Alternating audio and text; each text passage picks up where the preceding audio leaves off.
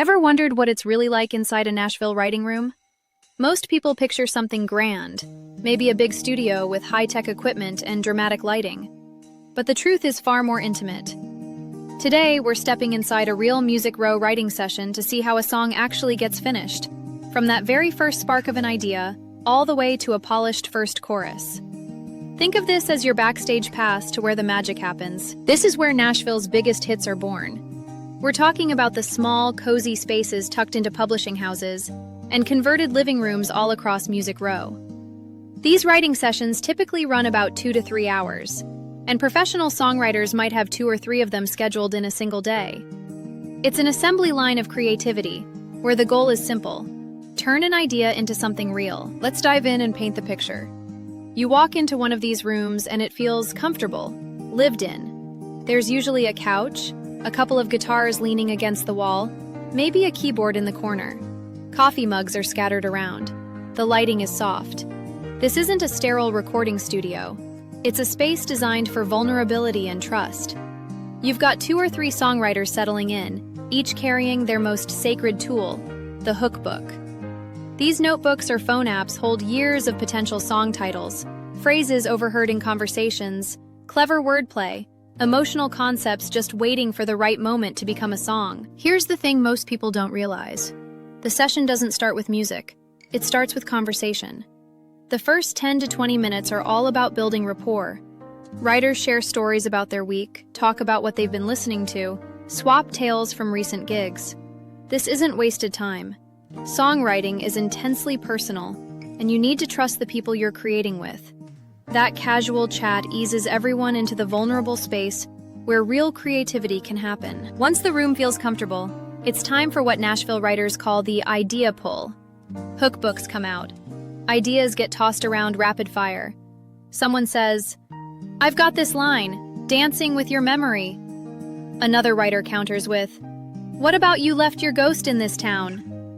Most ideas get passed on immediately. This is like skeet shooting, where you're rejecting dozens of concepts until one makes everyone lean forward. That lean forward moment? That's the first spark. When an idea clicks, you can feel the energy shift. Someone grabs a guitar, another writer starts humming a melody, the third is already scribbling potential rhymes. Nashville's approach is distinctly hook first.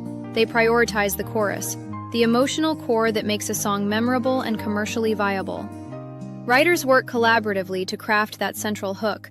One person suggests, "What if the first line is, 'I see you everywhere I go'?" Another immediately responds, and then the next line could be, "In every stranger's smile, in every song on the radio." They're finishing each other's sentences, layering in rhymes, adjusting syllable counts to fit the melody that's emerging simultaneously. It's messy in the best possible way. And then comes the moment of click. The pieces suddenly lock together. The chorus melody fits the emotional intent of the lyrics perfectly. The hook is catchy and meaningful. Everyone in the room feels it. Often, one writer will start singing the chorus, and the others join in by the second pass, already harmonizing instinctively. This is the moment they know they've got something worth finishing. Here's what makes Nashville's approach so effective.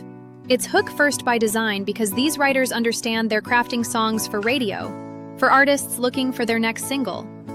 But in that intimate room, the focus is entirely on the creative spark and the joy of collaboration. Professional writers might have multiple sessions per day, so they've honed this process to be both creative and productive. And here's a secret. The best songs often come from the second or third idea in a session, not the first. Writers need to warm up together before striking gold. What makes this process unique is how it balances vulnerability, craft, and commerce all at once. The best sessions feel less like work and more like hanging out with friends, and that relaxed chemistry is actually crucial to creative breakthroughs. Nashville writers borrow from improv comedy with the yes-and principle.